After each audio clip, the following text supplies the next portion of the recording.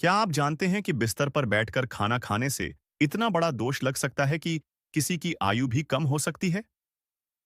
एक बार ऐसा ही हुआ था, राजा चंद्रकेतु के पुत्र के साथ। आइए जानते हैं एक ऐसी रोचक और सीख देने वाली कहानी को, जिसे सुनकर आप भी सोचने पर मजबूर हो जाएंगे। बहुत समय पहले एक राज्य में राजा चंद्रकेतु और उनकी रानी सीलवती राज करते थे। कुछ समय बाद उनके घर एक सुंदर पुत्र का जन्म हुआ। पूरे राज्य में उत्सव मनाया गया। रानी अपने पुत्र से इतना प्रेम करती थीं कि उसकी हर इच्छा तुरंत पूरी कर देती थीं। जैसे जैसे राजकुमार बड़ा हुआ, वैसे वैसे उसमें आलस्य और जिद बढ़ती गई। राजमहल में उसकी आदत बन गई थी कि वह देर तक सोता रहता। जब उसकी नींद खुलती, तो वह बिना नहाए धोए ही बिस्तर पर बैठकर भोजन मांग लेता। रानी सीलवती भी उसे बहुत प्यार से बिस्तर पर ही खाना खिला देती थीं।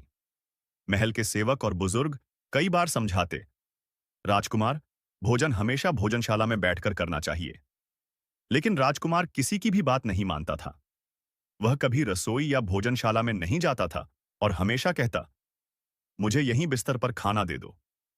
धीरे धीरे यह उसकी आदत बन गई। वह अन्न का सम्मान नहीं करता था और बिना नियम के जीवन जीने लगा। कुछ समय बाद अचानक राजकुमार को एक बहुत गंभीर रोग हो गया। राजमहल में वैद्य बुलाए गए, तरह तरह के उपचार किए गए, लेकिन उसकी हालत दिन प्रतिदिन बिगड़ती चली गई।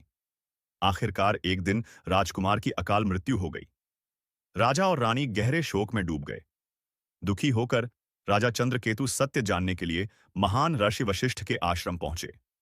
राजा ने विनम्रता से पूछा, गुरुदेव, मेरे पुत्र की इतनी जल्दी मृत्यु क्यों हो गई? तब गुरु वशिष्ठ ने ध्यान लगाकर कहा, राजन, आपका पुत्र बचपन से ही अन्न का सम्मान नहीं करता था। वह बिना शुद्ध हुए और बिस्तर पर बैठकर भोजन करता था। अन्न देवताओं का प्रसाद होता है।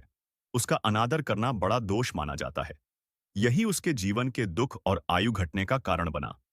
उधर यमलोक में चित्रगुप्त ने यह घटना यमराज से पूछी। तब यमराज ने कहा, मनुष्य को अन्न का हमेशा सम्मान करना चाहिए। भोजन शुद्ध होकर और उचित स्थान पर बैठकर करना चाहिए।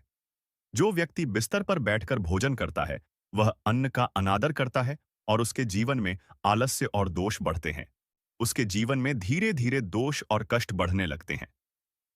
इस प्रकार यह कथा मनुष्य को यह शिक्षा देने के लिए सुनाई जाती है कि अन्न का आदर करें और भोजन हमेशा सही तरीके से करें।